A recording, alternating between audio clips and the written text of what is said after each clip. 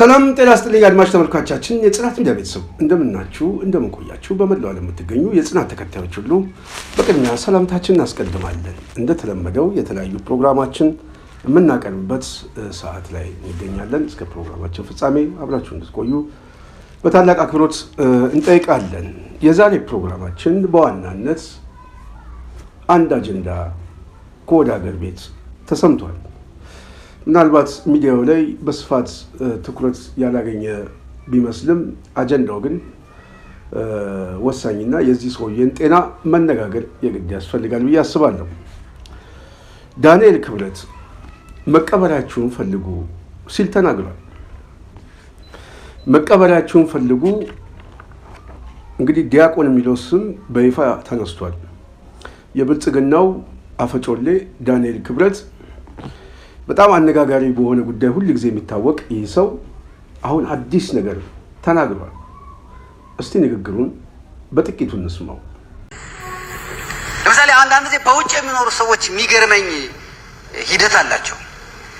ኢትዮጵያን የሆነ ነገር ያደርጋሉ፣ ይሟገታሉ። መጨረሻ ሲሞቱ ለምን ቅበሩን ይላሉ።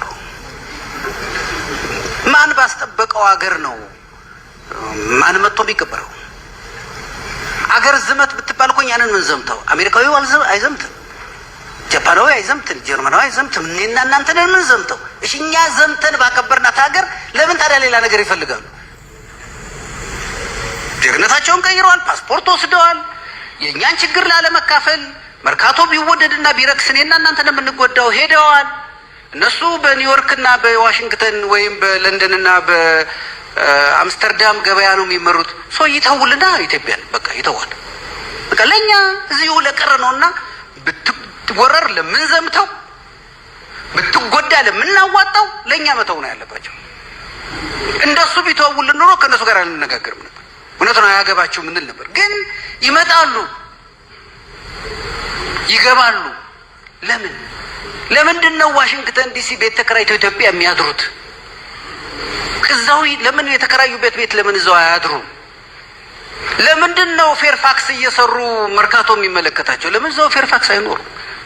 በቃ ለኛ ለኔ ለእናቴ ላክስቴ ላጎቴ ነው ጉዳዩ ካሉ እኮ መተው ነው ያለባቸው። እንደሰማችሁት ነው ዳንኤል የተናገረው። መቀበሪያችሁን ፈልጉ። እኛ ሞተን በምናቆያት ሀገር ለምንድን ነው በተለይ ውጭ ያለው ሰው ኢትዮጵያ ውስጥ ቅበሩኝ ብሎ የሚጠይቀው? ኑሮ ቢወደድብን እኛ፣ ጦርነት ሲመጣ የምንሞተው እኛ፣ ያለነውም እኛ፣ ገዢዎችም እኛ፣ ለምንድን ነው ሌላው መጥቶ ግን የሚቀበረው ይላል። እርግጥ ይሄ ሰው እኔ ፖለቲካ ዲስኮርስ ላይ በጣም ጨቅላነቱን ነው የማየው፣ እውነት ለመናገር ማለት ነው። ገና በብዙ ነገር ያልተገራ ሰው እንደሆነ ግልጽ ነው። ይገባኛል ከየት እንደመጣ ማለት ነው። ፖለቲካ ውስጥ ተኮትኩቶ የመጣ ሰው አይደለም። የሚናገራቸው ሁሉ ያው ጥቅስ እየጠቀሰ የሚናገረው ነው። እሱን እንደ ጻድቅ፣ ሌላውን እንደ ኩነኔ፣ እንደ ኃጢአት፣ እንደ ሴጣን አድርጎ ነው የሚያው። ግን ፖለቲካ ኮንሲኮንሲው ምን እንደሆነ ግን መገንዘብ አይችልም። ይሄንን ብናገር ከዚህ ጀርባ ምን አይነት የፖለቲካ አውድ ይተነተናል ብሎ አያስበው። ዝም ብሎ የመጣለትን ነው የሚለጥፈው ግን ከሱ ጥቅም እንደሆነ እንጂ ነገ ጠዋት በትርጉም ደረጃ ተጋላጭ የሆነ የፖለቲካ ናሬቲቭ ሊወጣ እንደሚችል አይገባውም። ከዚህ በፊት ይሄ ሰው በተለይ በትግራይ ጦርነት አካባቢ ሰይጣን ብሎ የፈረጀበትን ብዙ ሰው በጣም ኮንኖታል። እስካሁን ድረስ ግን ይሄ በአንድ ሀገር ውስጥ ሰይጣን ብሎ ሲያስቀምጥ አንድን ህዝብ ነገ ጠዋት የተለያዩ ነገሮችን ሊያመጣ ይችላል። ተነጣይ አስተሳሰብን ሊያመጣ ይችላል። እንደዚሁም ደግሞ የተለያየ ትርክቶችን ሊፈጥር ይችላል። ግን እንደዚህ አይነት ንግግር የሚናገረው እሱ በዋናነት ለጄኖሳይድ ቅስቀሳ አመች እንዲሆን እንደ ህዝብ ሰው እንዲነሳና ህዝባዊ መልክ እንዲኖረው የጄኖሳይድ ቅስቀሳ ነው በሙሉ የሚቀሰቅሰው። ስለዚህ ቀጥተኛ ትርጉሙ እሱን የሚበላዋል። እሱን እንደሚበላው አያውቅም። እሱ በተናገረው ልክ ሌላው ሰው የሚናገርበት ጊዜ ነገ ጠዋት ይመጣል። አሁን ብልጽግና ያልገባቸው ነው። እነሱ የተናገሩትን ቶን ሌላውም ሰው ነገ ጠዋት ከስልጣናቸው ይገፋሉ። ሲገፉ የሚሰጣቸው ይህንን ነው። አቻ የሆነ ዲስኮርስ ያቀርብላቸዋል። መቀበላችሁን ፈልጉ ይላቸዋል። እነዚህ ሰይጣኖች እነዚህማ ይሄ ውቃቤ የሰፈረበት የሚል ፖለቲካ ዲስኮርስ ያመጣበታል። ሰይጣን እንዳለው በሰይጣን ሊገለጡ ስለሚችሉ እና ይሄ ሰው ይሄን ሲናገር በጣም የገረመኝ መቀበላችሁን ፈልጉ ሲል ኦኬ እሺ መንግስት ማን ነው? መንግስትስ ሚናው ምንድን ነው? የመንግስት ሚናና የሀገረ መንግስት ሚና ምን ማለት ነው? የሀገረ መንግስቱ እኮ ባለቤት ውጪም ያለው ሰው እኔ እኮ ባለቤት እኮ ነኝ፣ የዛ ሀገር ባለቤት ነኝ፣ ማን ሊያስወጣኝ ይችላል? ውጪ ያለው ኢትዮጵያን እጠላለሁ ብሎ እንኳን የሚቃወመው ሰው ባለቤት ነው። ኢትዮጵያን አፈርሳለሁ ብሎ የሚታገል ፖለቲካ ትግል የሚያነሳ ሰው ካለ እሱ ባለቤት ነው፣ አትከለክለው። ፖለቲካዊ ጥያቄ ነው የጠየቀው። ስለዚህ ከሀገረ መንግስቱ ባለቤትነት ልትፍቀው አትችልም። በስልጣን ላይ ያሉት ሰዎች የህዝቡን አስተዳደር ፖለቲካዊ አስተዳደር ለማስተዳደር የተቀመጡ ሰዎች ናቸው። ሌላው የሚታገላቸው ፖለቲካዊ ትግል ነው። በውጪ ያለ ደጋፊ አለ። ለምሳሌ የብልጽግና ደጋፊ የነ ዳንኤል የጦርነት ደጋፊ አለ። ኖ ሞር ምናምን እያለ ሰልፍም ይወጣል። ይህንን ደጋፊ አትቀበልም ልትኖር? ኦኬ እሱ የፖለቲካ ድጋፍ ከደገፈ ፖለቲካዊ ተቃውሞ ያነሳው እሱ ደግሞ አንተ መቀበል አትችልም፣ አንተ ደጋፊ ስለሆንክ ግን መቀበል አለብህ ልትል ነው። ስለዚህ የብልጽግና ቀብርና የብልጽግና ተቃዋሚ ቀብር ልናዘጋጅ ነው። የብልጽግና ተቃዋሚ ውጪ ይቀበራል። የብልጽግና ቀብር ግን አገር ቤት ገብቶ በክብር ይቀበራል። ዳንኤል የሚለው ይሄንን ነው ይዞ ይመጣ። ሌላው ቀርቶ በደርግ ዘመን የነበረው ብሔራዊ መዝሙር እንኳን ስለ ብልጽግና ያነሳል። መበልጸግ አለባት ኢትዮጵያ፣ ካልበለጸገች በስተቀር ይቺ ሀገር አትቀጥልም የሚል እሳቤ አለ። ከዛ በኋላም በብዙ እሳቤዎቻችን ውስጥ የመበልጸግ ጉዳይ ሲነሳ ነበር። ስለዚህ ፖለቲካዊ ጥያቄውን ምን አድርጎታል? የሀገረ መንግስት ባለቤቱ እኛ ነን ብሏል። እኛ ነን ካርድ የምንሰጣችሁ፣ ከፈለግን የምናስወጣችሁ፣ ከፈለግንም የምናስገባችሁ እኛ ነን። ዳንኤል ነው ያለው፣ እኔ አላልኩም። ስለዚህ የዳንኤል ጥያቄ በዋናነት ከፖለቲካዊ ጥያቄነት ያለፈ የሀገሩ ባለቤትነት ካርድ ሰጪ ሆኗል ማለት ነው። አብይ አህመድ አንዳንድ ጊዜ የሚናገረውም ይሄ እኮ ነው። ሀገሩ ሁሉ የነሱ፣ ሌላው ምንድን ነው የሚያደርጉት? የፖለቲካ ናሬቲቫቸውን ይሁ ሌላው በሙሉ እኮ የመጣ ነው፣ የመጤዎች ናቸው።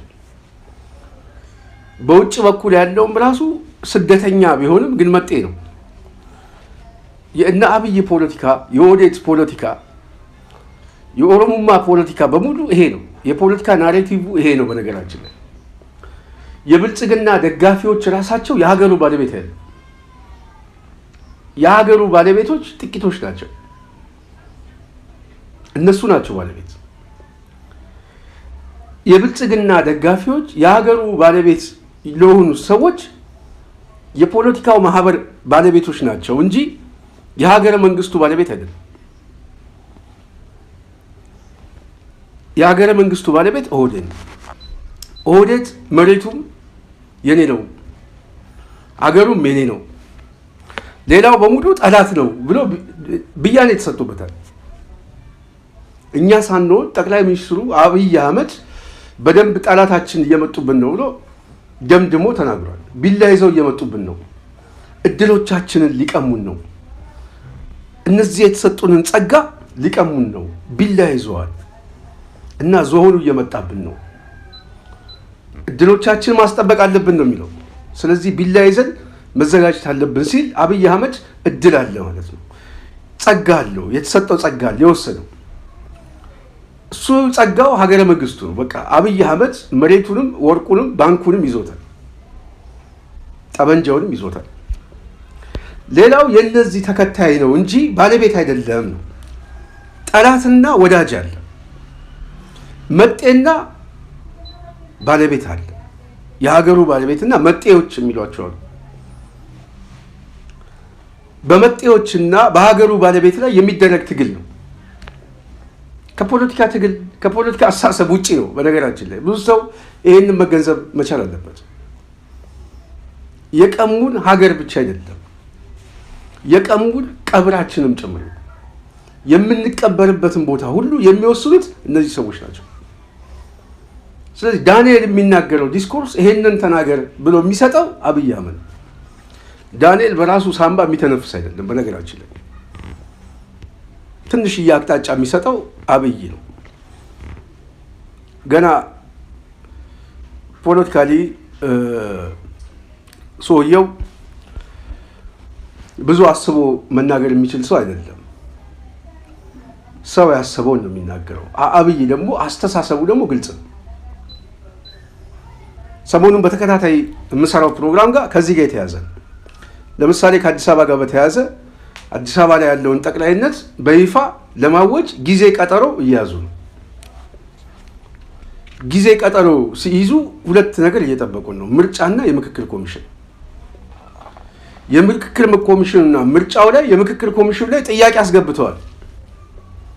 ቅድም እንዳልኳችሁ ሀገሩ የኛ ነው ለማለት በይፋ በምክክር ኮሚሽን የመጣ በህግ የመጣ አድርገው ይፋዊ የሆነ አዋጅ ላይ አውጁ እየተዘጋጁ ነው። ይህንን አዋጅ ሲያውጅ አብይ አህመድ አገር ቤት ያለውን እንገለዋለን፣ እናስረዋለን፣ እንጨፈጭፈዋለን፣ ተቃውሞ ሊነሳ ይችላል፣ ምንም አያመጣም። በውጭ በኩል ግን ያለው ግን ብትቃወም ነው የሚለው። ልብ ብላችኋል። ብትቃወሙ መቀበሪያችሁን ፈልጉ፣ ወደ ሀገር ቤት መጣችሁ ይሄንን አትቀበሩም፣ ቀብራችሁንም እንከለክላችኋለን እያለ መልእክት እየነገረ ነው። ስለዚህ ፕላን አላቸው። ለጭፍጨፋ እየተዘጋጁ ነው። በተለይ አዲስ አበባ ላይ ከፍተኛ የሆነ ጭፍጨፋ ለመፈጸም ያው ዝግጅት እያደረጉ ነው። ወታደራዊ ዝግጅት እያደረጉ ነው። የኮሎኔል ነገኛ ዝግጅት እያደረጉ ነው። የአዲስ አበባ ህዝብም የአዲስ አበባ ወጣትም የራሱ የሆነ ቅድመ ጥንቃቄ የሚያደርግበትን ከወዲሁ እየተዘጋጀ ቢሆንም ግን በስፋት የመጣበትን አደጋ ደግሞ እየተገነዘበ ነው ብለን አናምን። ስለዚህ እንደ ህዝብ ላይ ያጠቁት ሲመጡ የሚቃወሙትንም ሰዎች ብትቃወሙ አገር ቤት አትገቡም፣ ብትገቡም አትቀበሉም፣ አገሩ የኛ ነው፣ እኛ ሞተን ባመጣ ነው አገር ማንም ሰው አይመጣም እያሉ ነው። ግን እኔ ምንድን ነኝ? በቃ ታስከብረው ራሷ። ይሄን የሚለው ሰው ከኢትዮጵያ ምንም መጠየቅ የለበትም። ምንም። ለምሳሌ አንዳንድ ጊዜ በውጭ የሚኖሩ ሰዎች የሚገርመኝ ሂደት አላቸው። ኢትዮጵያን የሆነ ነገር ያደርጋሉ፣ ይሟገታሉ፣ መጨረሻ ሲሞቱ ለምን ቅበሩን ይላሉ። ማን ባስጠበቀው አገር ነው ማን መጥቶ የሚቀበረው? አገር ዝመት ብትባል እኮ ያንን ምን ዘምተው? አሜሪካዊው አይዘምትም፣ ጃፓናዊ አይዘምትም፣ ጀርመናዊ አይዘምትም። እኔና እናንተ ነን ምን ዘምተው? እሺ እኛ ዘምተን ባከበርናት ሀገር ለምን ታዲያ ሌላ ነገር ይፈልጋሉ? ጀግነታቸውን ቀይረዋል፣ ፓስፖርት ወስደዋል። የእኛን ችግር ላለመካፈል መርካቶ ቢወደድና ቢረክስ እኔና እናንተ ነን የምንጎዳው ሄደዋል። እነሱ በኒውዮርክና በዋሽንግተን ወይም በለንደንና በአምስተርዳም ገበያ ነው የሚመሩት። ሶ ይተውልና ኢትዮጵያን በቃ ይተዋል። በቃ ለኛ እዚሁ ለቀረ ነውና ብትወረር ለምን ዘምተው ብትጎዳ ለምናዋጣው ለኛ መተው ነው ያለባቸው።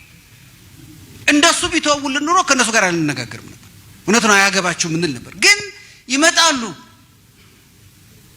ይገባሉ። ለምንድን ነው ዋሽንግተን ዲሲ ቤት ተከራይተው ኢትዮጵያ የሚያድሩት? እዛው ለምን የተከራዩበት ቤት ለምን እዛው አያድሩም? ለምንድን ነው ፌርፋክስ እየሰሩ መርካቶ የሚመለከታቸው? ለምን እዛው ፌርፋክስ አይኖሩ? በቃ ለኛ ለኔ ለናቴ ላክስቴ ላጎቴ ነው ጉዳዩ ካሉ እኮ መተው ነው ያለባቸው። እኛ ግን ይመለከተናል። ስለዚህ የሚነጥቁን ያሉት የሀገረ መንግስቱን ጉዳይ ሲነጥቁን የዛ ፌዴሬሽን አባል አይደለንም፣ ዜጎች አይደለንም። ይህንን እየገለጹልን እና ይህንን ኃይል ተፋልመን ከዚህ ኃይል ጋር ነፃ ካልወጣን ነው በጣም የሚገርመኝ ማለት ነው። በጣም እኔ እንደ ህዝብ የሚቀየርበት ሂደቱ በጣም ሰፊ ነው ብዬ አስባለሁ። በጣም ህዝባዊ የሆነ መልክ መነሳቱ የማይቀር ጉዳይ ነው በቅርብ ጊዜ። ግን ወደዛ ለመግባት ግን ምን እየሰጡን ነው? ፖለቲካዊ ዲስኮርስ እየሰጡን ነው። የፖለቲካ ትንተና ሊሆን የሚችል ናሬቲቮችን እያስቀምጡልን። አሁን ሰሞኑን በጣም በአዲስ አበባ ጉዳይ ላይ እየተካረረ የመጣው ይሄ እቅዳቸውን አደባባይ ላይ ስለመጣ ነው። አንዳንዱ እየተወራጨ ነው ያለው። አሁን በጣም የቆሰለ ኦህዴድ እያየን ነው በሶሻል ሚዲያ ላይ።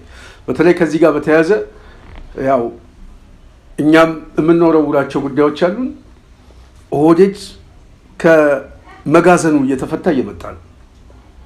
እያዝረከረክ ነው። በነገራችን ላይ አደባባይ ላይ እየመጣንበት ነው እና ይሄንን ቡድን ደግሞ እኔ ገና ተፋልመነው አደባባይ ላይ ምላሱን እንደምንቆርጠው ምንም ጥያቄ የለም።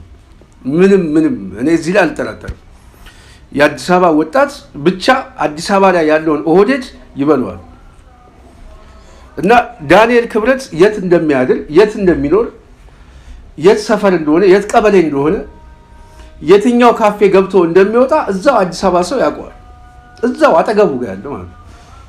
እያንዳንዱ ካድሬ እያንዳንዱ ውሎ የሚታወቅም በዛ ደረጃ የአዲስ አበባ ህዝብ ስላልታገለ፣ በዛ ደረጃ ስላልተደራጀ እነ ዳንኤል ምላሳቸው ቢረዝምም በጣም በአጭር ጊዜ ውስጥ ነው የምነግራችሁ መቀበላችሁን ፈልጉ የሚል አጀንዳ አሁን ከአፉ አይወጣም። በጣም በአጭር ጊዜ ውስጥ እቺ ሀገርማ የሁላችንም ነች፣ መቻቻል አለብን፣ አንድነት ይሻላል ምናምን ሊል የሚችልበትን የፖለቲካ ዲስኮርስ በቅርብ ጊዜ ያመጣዋል።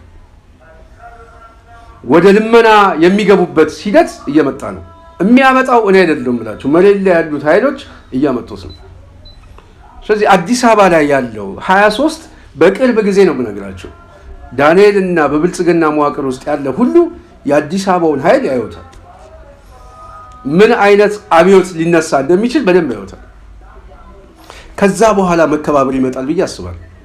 ከዛ በኋላ ይሄ ንቀታቸው፣ ትዕቢታቸው የአዲስ አበባ ልጅ ከመናኸሪያና ከጎዳና ያላለፈ የፖለቲካ እውቀት እንደሌለው አድርገው የፖለቲካ ተጠቃሚ አይደለም ብሎ የደመደሙት የአዲስ አበባ ልጅ ይመጣል። ይሄ ከተሜ ይመጣባቸዋል። ሲመጣ ቅድም እንዳልኳችሁ ግን በአጭር ጊዜ ውስጥ የሚታየውም የማይታየውም ከባድ አጣብቂኝ ውስጥ እንደሚከታቸው እኔ አልጠራጠርም። ምንም በዚህ ላይ ጥያቄ የለኝ እና ብልጽግና አንዳንድ ጊዜ ሲዋሽ በውሸት ነው፣ እስካሁን በማደናገር ነው ጊዜውን ሁሉ የሚያሳልፈው። አዲስ አበባ እኮ የሁላችንም ነች፣ እቺ እኮ ከተማ ምን ችግር አለ፣ ተፋቅረን ተቻችለን ይላል። ምላሳቸው ላይ ያለው ውሸትና መሬት ላይ ያለው ተግባር እኮ ሌላ ነው። መሬት ላይ እኮ አዲስ አበባን ህዝብ የሚያስጠብቁት በወታደር በኮሬል የገኛ ነው የሚያስጠብቁት። ይህንን አይቃወሙም። ይህንን በጣም ነው የሚደግፉት። በጣም አደባባይ ላይ ግን ሜካፕ ተቀብተው ደግሞ ይመጣሉ። ቤት እየሰጠን ነው ትላለች እቺ ከንቲባ መስሪያዋ። ቤት እኮ ለድሆች እየሰጠን ነው ምናምን እና ቤት እኮ የሚሰጠው እኮ እናውቃለን እኮ ቁልፉን የሚያሳዩትና ቤቱን የሚሰጣቸው ሰዎች ይታወቃል። ኮንዶሚኒየም ገብተው እኮ ሰብረው የሚወስዱ ሰዎች ናቸው። አዲስ አበባ ላይ መሬት በነፃ እየተሰጠው ታድሎ ዛሬ ጥበቃ የሚጠብቀው ማን እንደሆነ እናውቃለን። የደህንነት መዋቅሩ በሁሉም የታክሲ መናኸሪያዎች ላይ አዲስ አበባ ላይ ያለ ነገ ጠዋት የታክሲ አብዮት የስራ ማቆም ያስነሳል ብሎ ስላመኑ በሙሉ ለውጠው በኦህዴድ የሰላምና ደህንነት ተተክቷል። ይህንን ያመጡት ዝም ብሎ አይደለም። አዲስ አበባ ላይ እያለማመዱት የመጣው አዲስ አበባ ላይ ሌላ አዋጅ ሊያውጁ እየተዘጋጁ እንደሆነ ግልጽ ነው። ግን አይሳካላቸውም። አይሳካላቸውም። እኔ ይጠፋሉ ነው የምነግራችሁ። ይጠፋል ይሄ ቡድን። ይሄን ቡድን እኔ የከተማ በአብዮት ይበለዋል። በደንብ ነው የሚበለው። ለዛ የሚሆን ደግሞ በደንብ ስራ ተሰርቷል። በደንብ ተዘጋጅቷል። በደንብ ስለዚህ ይሄ በየአካባቢው ላይ ያለው የአዲስ አበባ መዋቅር በጣም በጣም በጣም በስፋት የሚያስጨንቅበት ታይሚንግ በጣም እየደረሰ ነው ብዬ አስባለሁ። ከዛ በኋላ ዳንኤል ይህንን አደባባይ ላይ መጥቶ አይናገርም እና በዚህ ምክንያት ሰሞኑን በተለይ ሶሻል ሚዲያ ላይ አንዳንድ ነገሮችን ስንጽፍ የኦህዴድ ልሳኖች አንዳንዱ ጥገናዊ ለውጥ ይሄ ስልታዊ የኦህዴድ ደጋፊዎች አሉ፣ ተቃዋሚ የሚመስል ሚዲያ ላይ ምናምን እናውቃቸዋለን እኮ ስልታዊ የሆነ ግን ማጥቃት የሚፈልጉት ግን ሁለት ኃይሎችን፣ አንዱ የአማራን ኃይል፣ ሁለተኛው ግን አዲስ አበባ ላይ ያለው የከተሜን ስሜት ማጥቃት ይፈልጋሉ። አዲስ አበባ ላይ ያለውን የፖለቲካ ስሜት ለማጥቃት ታርጌት የሚያደርጉትን ሰው ነጥለው ካራክተር ይሰሩበታል። የፖለቲካ ታርጌት ለማድረግ ይፈልጋሉ። የከተማውን ፖለቲካ በተወሰነ መልኩ ተሳክቶላቸው ድርጅት አፈረሱ፣ ታጋዩንም በተኑት፣ ትግሉንም አዳከሙት። እዛ ላይ ተሳክቶላቸዋል። መጨረስ ግን አልቻሉም። ታጋይና ድርጅቱ ባይኖርም የነሱን ዓላማ ለማስፈጸም ግን ጣረሞት ውስጥ ከተናቸዋል። ምክንያቱም የሚታይ ድርጅት ሲያፈርሱ የማይታይ መዋቅር ደግሞ እያዘጋጀ ነው። የማይታየው መዋቅር ደግሞ የሚበላቸው መዋቅር ነው። የሚበላቸው አደባባይ ላይ ብቻ የለም፣ ቤት ለቤትም ሊበላው ይችላል። ቤት ለቤትም ሊመጣበት ይችላል። የአደባባይ ላይ ምናምን የድሃ ልጅ ገለህ ምናምን መጨፈር አይደለም፣ ቤት ላይ ይመጣብሃል። በዛ ደረጃ የቆረጠ ትውልድ እየመጣ እንደሆነ አልገባቸውም እና ይሄ እያለማመን ነው። ይሄ እየተለማመደ ብቻ ሳይሆን ወደ አደባባይ እየመጣ ነው። ኃይል ምርጫ አድርጓል። በኃይል እንጠቀልላለን ብለዋል። በጉልበት እናስፈጽማለን ብለዋል። በጉልበት የሀገሩ ባለቤት ነን ብለዋል። በጉልበት ደግሞ መቀበራችሁን ፈልጉ ብለውናል። ይቀበሩ ወይንስ እንቀበርበት ነው? ጉድጓዱን እንቆፍርላቸው ወይንስ ይቆፍሩልን ነው ጥያቄው። ምርጫ ሁለት ነው። ከሁለት አንዱ ልንመርጥ የግድ ያስፈልገናል። ወደዛ እየተገደድን እየገባን ነው። ስለዚህ መቀበራቸውን ፈልጉ ያሉ ሰዎች መቀበራቸውም እየተቆፈረ እንደሆነ ስንነግራቸው በታላቅ ክብር ነው። ምናልባት ጉድጓዱን ማስፋትና ማጥበብ ከሆነ እሱ ሌላ ጉዳይ ነው። ግን የጉድጓድ ፖለቲካ፣ የመቀበሪያ ፖለቲካ ግን እነሱም እያዘጋጁ ነው፣ ሌላውም እያዘጋጀ ነው እና በዛ ደረጃ እየመጣ ነው ማለት ነው። በዛ ደረጃ መከባበር የማንችል ከሆነ መጠፋፋትም ሊቻል እንደሚችል የሚመጣ ትውልድ አለ። አደባባይ ላይ እየመጣ ነው እና በዚህ ምክንያት በጣም እንግዲህ አዲስ አበባ ላይ በጣም ተካሮ ነው ያለው። በተለይ ደግሞ አሁን በጣም የጨነቃቸው ይሄ ውጭ ያለው ዲያስፖራ በኦህዴድ ሰልቃጭ ሁኔታ ላይ እጅግ በጣም ህዝቡ ስለተማረረ በተለይ ሀገር ቤቱና የውጭው የአንድ ሳንቲም ሁለት ግልባጭ ነው። ስለዚህ ተቃውሞ ሊነሳ ይችላል መሀል ሀገር ላይ ተብሎ በጣም ተዘግቷል። ስለዚህ ይሄ ስጋትን ለማስተንፈስ ብትቃወም መቀበሪያ እንፈልግ፣ እኛ ሞተን ባመጣ ነው። የት አባ ሞተ ነው? የት ሀገር አንተ የት ሞተ ነው? የድሃ ልጅ ሄደህ ገለህ በድሃ ልጅ ሬሳ ላይ የድሃ ልጅ እኮ በየቤቱ እኮ የሞተው እኮ የባለፈው ጦርነት እስካሁን አልተነገረም። አማራ ክልል ላይ ገብተው እስካሁን 3 ዓመት ሙሉ ያስገደሉትን ሰራዊት ለቤተሰቡ መርዶ አልተነገረም። ሞተን ነው ሲሉ እኮ በጣም እኮ ካኪ ለብሶ ፎቶ ተነስቶ ሞተን ነው ይላሉ። የድሃ ልጅ እየጨፈጨፈ እነሱ ግን ምን ችግር አለባቸው? ጭራሽ እንደውም የሀገሩ ባለቤት ሆነው እኛ ባመጣ ነው እናንተ አትኖሩም እያሉ እያስጨነቁ እንደሆነ ማሳያ ነው። ይሄ ግን ከፍርሃት የመጣ ነው፣ ከድንጋጤ የመጣ ነው። ከድንጋጤ የመጣ ነው። የአብይ አህመድ ውሸቶች ሁሉ አለቁ፣ ማደናገሪያዎች ሁሉ አለቁ፣ ማስመሰያዎች አለቁ። አሁን ወደ ለየለት መደናገር ውስጥ ሳይሆን ማደናገር ውስጥ የሚገባበት እድል የለም፣ ተዘግቷል። ስለዚህ መደናገር ውስጥ የገባ ቡድን እንደውም ራሱ ሆኗል። ወደ መደናገር ውስጥ ሲገባ ደግሞ የራሱን ኮቴ እንኳን ማመን አቅቶታል። ማን ነው የሚበላኝ? ኦህዴድ ነው የሚበላኝ? እዚህ የተሰገዝከው በአማራ ስም ያለው ነው የሚበላኝ፣ አድርባዩ ነው የሚበላኝ፣ የየትኛው ቡድን ነው? ህዝባዊ ቢተኝነቱ ነው ወይንስ የፋኖ እንቅስቃሴ ነው የሚል ቅዠት ውስጥ የገባ ቡድን። ለዚህ ነው ከተማውን በሰራዊት በወታደር እናስጠብቃለን፣ በጅማ አባት ወርቤ እናስጠብቃለን የሚል አብይ አህመድ ለዚህ ነው ከቅዠቱ የመጣ ነው። ግን አይደንም፣ በፍጹም አይደንም።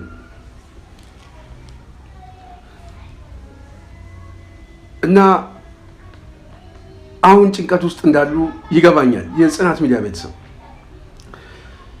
ኑሮ ተወደደብን፣ እኛ ነን መርካቶ ብንገባ ብንወጣ እኛ ነን፣ አገር ቤትም ያለ ነው እኛ ነን፣ ስለዚህ አገሩን ለእኛ ተውልን የሚል ዳንኤል ክብረት አገሩን ለእነሱ አንተውላቸው።